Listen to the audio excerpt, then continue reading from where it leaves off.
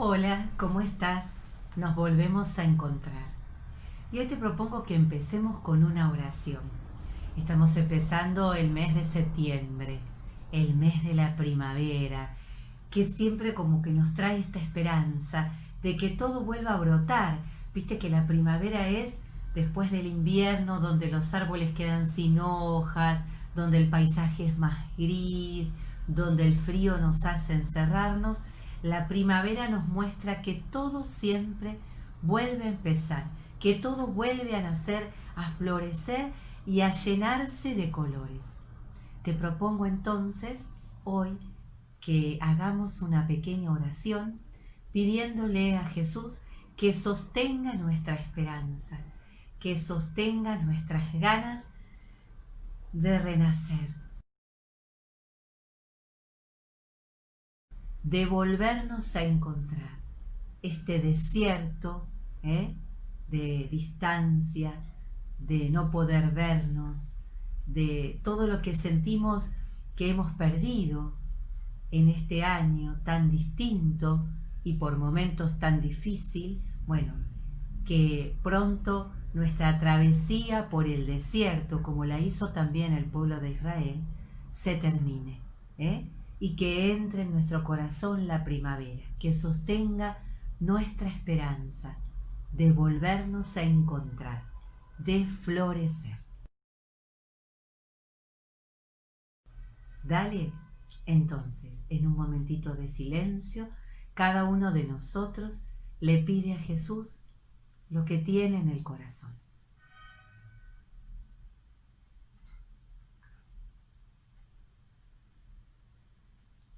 Y le damos gracias también por todo lo que sí pudimos conservar y tener. Nuestra familia, nuestra salud, nuestra escuela a través de este contacto. ¿Sí? Sagrado Corazón de Jesús, en vos confío. Nuestra Señora de la Misericordia, ruega por nosotros. Bueno, y ahora te propongo que continuemos con nuestro cuadernillo aquí en esta página que dice Jesús enseña el camino del perdón. Una de las actitudes de Jesús que más se resalta en los evangelios es que él perdonaba a quienes se le acercaban. En su corazón todos los hombres tenían un lugar, en especial aquellos que eran excluidos de la sociedad. Con su palabra y su ejemplo, él enseñaba a otros la lección más difícil, hacer el bien y perdonar siempre que nos ofendan. Cierto, ¿no? El tema del perdón. Difícil el pedir perdón, porque reconocer que uno se mandó una macana a veces cuesta. Y perdonar también, ¿eh? Tanto quiso Jesús que volvamos a estar en reconciliación con Dios, vuelta la amistad a Dios, que dio su vida para que el pecado no tenga la última palabra. Ese es el sentido de la cruz.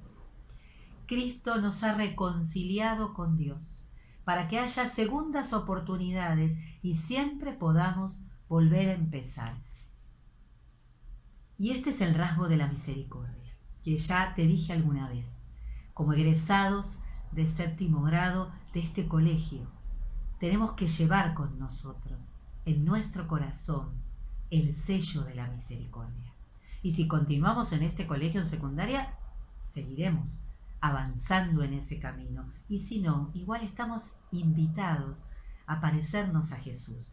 Y vamos a ir viendo un poquito estos gestos de Jesús misericordiosos, que por amor nos reconcilió, esta amistad que nuestro pecado, nuestro alejarnos de Dios, hizo que se rompa. Jesús volvió a arreglar, volvió a unirnos a Dios, muriendo en la cruz. Y siempre en los gestos de Jesús vemos esto de ir a buscar al que está alejado, y no para retarlo o ponerlo en penitencia, para ofrecerle otra oportunidad, para darle el perdón. Vamos a leer acá Mateo 9, del 10 al 13, que dice: Mientras Jesús estaba comiendo en la casa, acudieron muchos publicanos y pecadores, y se sentaron a comer con él y sus discípulos. Al ver esto, los fariseos dijeron a los discípulos: ¿por qué su maestro come con publicanos y pecadores? Jesús, que había oído, respondió: no son los sanos los que tienen necesidad del médico, sino los enfermos.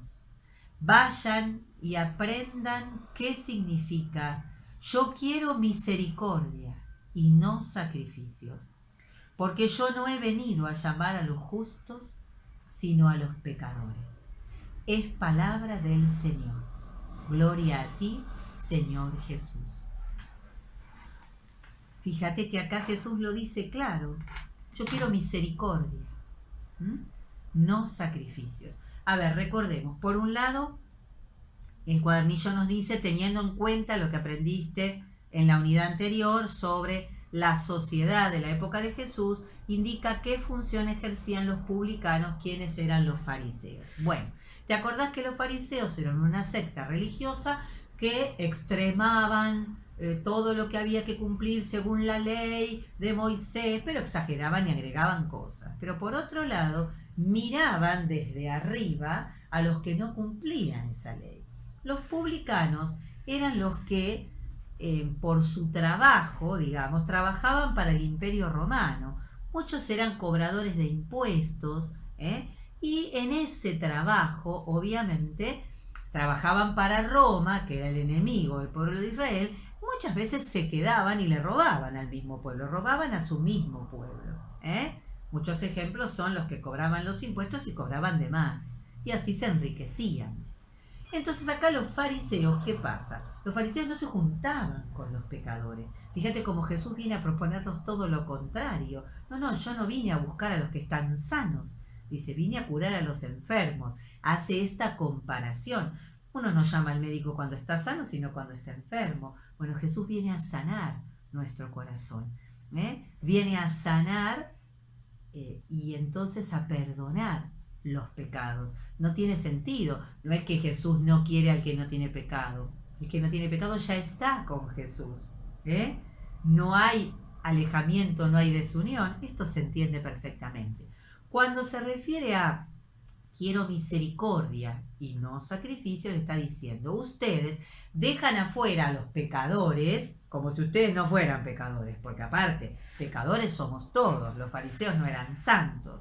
Entonces, dice, ustedes dejan afuera, pero vienen y ofrecen sacrificios a Dios. Lo que se usaba, sacrificar animales, se lo quemaba el animal porque el humo subía a Dios y era la manera de pedir perdón a Dios o pedir las oraciones. Dice, no me hagan más sacrificios, aprendan a perdonar a los demás, no dejen a nadie excluido. Esto es lo que quiere decir Jesús. Bueno, aquí tenemos algo dicho por el Papa Francisco. El perdón no es fruto de nuestros esfuerzos, sino un regalo. Es un don del Espíritu Santo que nos llena de la purificación de la misericordia y de gracia que brota incesantemente del corazón, abierto de par en par de Cristo crucificado y resucitado. Solo si nos dejamos reconciliar en el Señor Jesús con el Padre y con los hermanos, podemos estar verdaderamente en paz. Fíjate que acá dice entonces, según el Papa Francisco, ¿qué es el perdón? No es algo que podamos conseguir esforzándonos, sino que es un regalo. Un regalo que tenemos que pedirle al Espíritu Santo, que sane la herida que el otro dejó. Porque cuidado, a ver, sí, el otro me lastimó.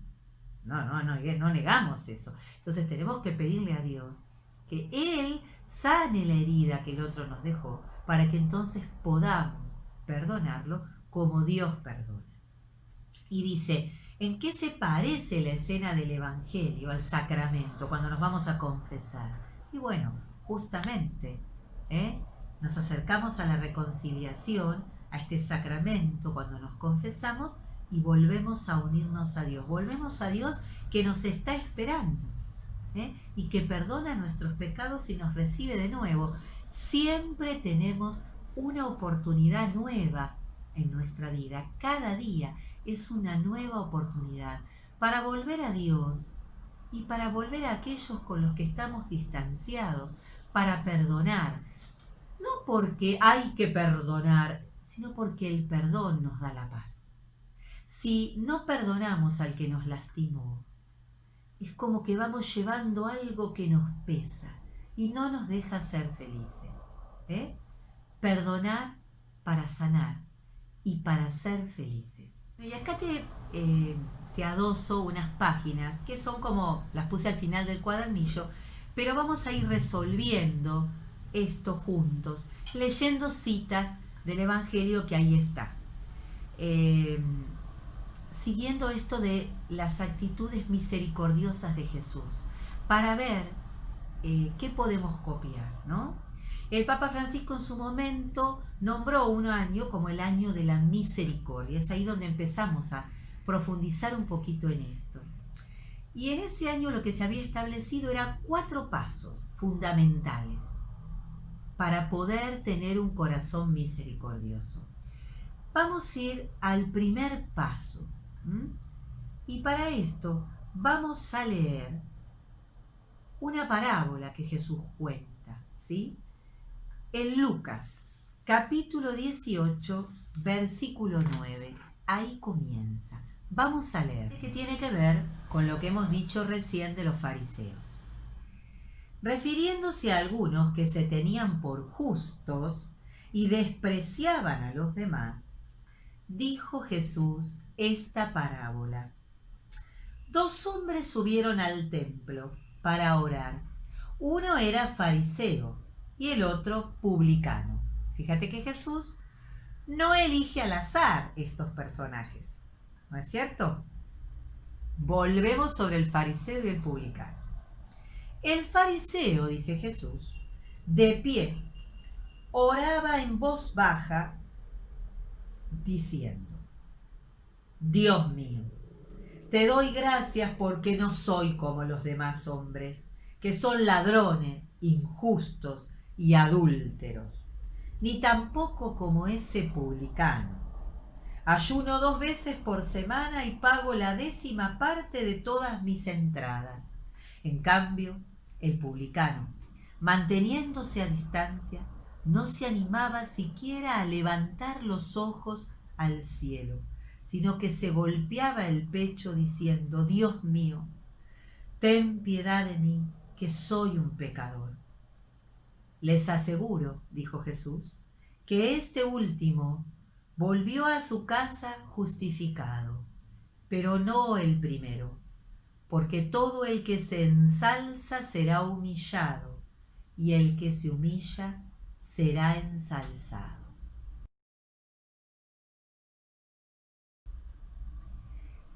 Fíjate, Jesús pone este ejemplo a propósito. El fariseo, que se creía el mejor de todos y hasta señalaba al publicano que estaba ahí en el templo con él, volvió a su casa justificado, perdonado. Si no pidió perdón. No pidió perdón en ningún momento. Entonces Dios no le perdonó nada. Perdió una gran oportunidad. Lo único que hizo fue un informe de lo bueno que era, de las cosas maravillosas que hacía, sin darse cuenta que al estar señalando a otro, estaba cometiendo un pecado grave. Todos somos pecadores. Ese era el gran error del fariseo. En cambio, el publicano sí era consciente de su pecado. No se atrevía a levantar los ojos, dice, y pedía perdón. Ese se fue perdonado, porque Dios perdona siempre a los que piden perdón de corazón. Se fue bendecido, justificado, perdonado, recibió en su corazón el amor de Dios. Y el fariseo se lo perdió. Y esto tiene que ver con el primer paso para ser misericordiosos: no criticar. Qué difícil no señalar lo malo del otro, no criticar. Todos tenemos nuestros defectos. El primer paso para parecernos a Jesús en su corazón misericordioso, para tener el sello de la misericordia en nuestro corazón, es no criticar. Algo que yo todavía no he podido alcanzar. voy mejorando y te invito a que vos también lo practiques. Y ahora vamos al segundo paso. Posiblemente esta situación que se da en el Evangelio, que la cuenta Juan, ya la hemos visto, yo no lo recuerdo. Pero bueno, de todas maneras, vamos a repasarlo. Dale. En el capítulo 8 de Juan está contado esto. Jesús fue al monte de los Olivos. Al amanecer volvió al templo y todo el pueblo acudía a él. Entonces se sentó y comenzó a enseñarles.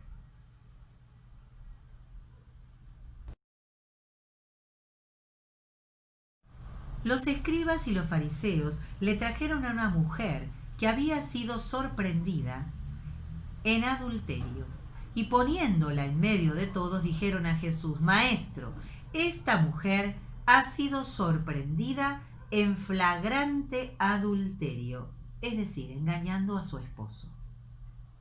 Moisés en la ley nos ordenó apedrear a esta clase de mujeres. ¿Y tú qué dices?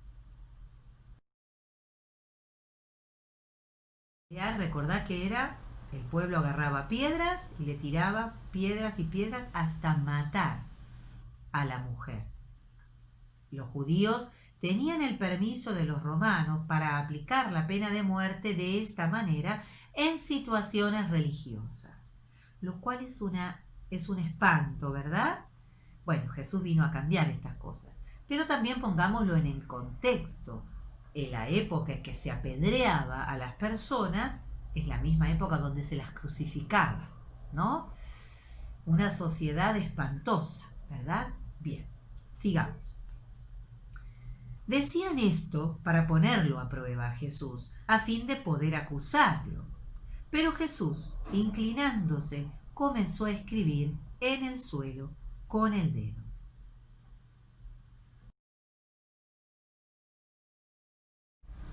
Como insistían, se enderezó y les dijo: El que no tenga pecado, que arroje la primera piedra. E inclinándose nuevamente, siguió escribiendo en el suelo. Al oír estas palabras, todos se retiraron uno tras otro, comenzando por los más ancianos.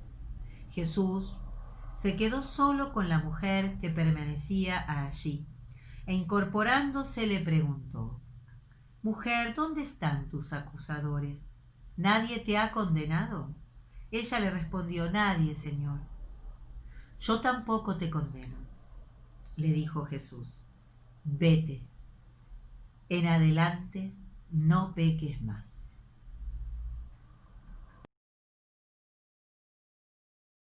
¿Por qué dice Juan que cuando estos hombres le dicen, la ley de Moisés manda que la apedriemos, vos que decís, le están tendiendo una trampa? Porque Jesús siempre hablaba del amor. Si Jesús dice que no la apedreen, va en contra de la ley de Moisés y lo pueden acusar y matarlo, ¿no? Pero si dice, no, hay que perdonarla, ¡ay! Va en contra de la ley de Moisés. Pero si dice, no, está bien, mátenla, va en contra del amor que él, y el perdón que él iba predicando. Y que siempre decía que había que ser misericordioso y perdonar a todos. Entonces Jesús, que no es tonto, se hace el distraído y no contesta. Entonces, como le insisten, qué poder de síntesis, ¿no? En Jesús. Con una sola frase lo dice todo. El que no tenga pecado, que tire la primera piedra.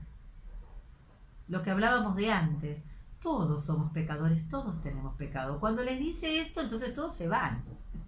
¿Quién puede decir yo no tengo pecado? Entonces, bueno, después le dice a la mujer, como todos se van, dice: mujer, nadie te condenó. No, nadie. Bueno, entonces yo tampoco. Como diciendo, bueno, Dios no condena. Pero le dice algo importante: no peques más. Ojo, que el perdón de Dios siempre va unido a la voluntad de no pecar. Te decía que se cortó.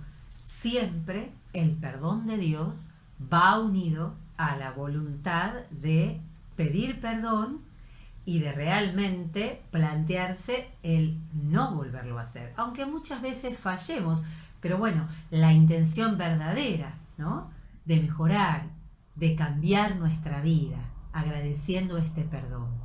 Entonces, bueno, con esto terminamos hoy, pero vayamos atesorando estas cosas como un seguir las huellas de este Jesús misericordioso que quiere dejar el sello de la misericordia en nuestro corazón, sobre todo a nosotros, que estamos en este colegio, y no por casualidad, sino porque Él así lo quiso.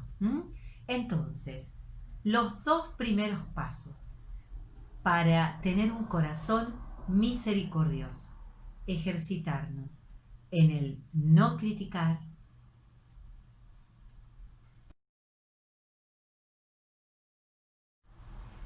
y en el no condenar.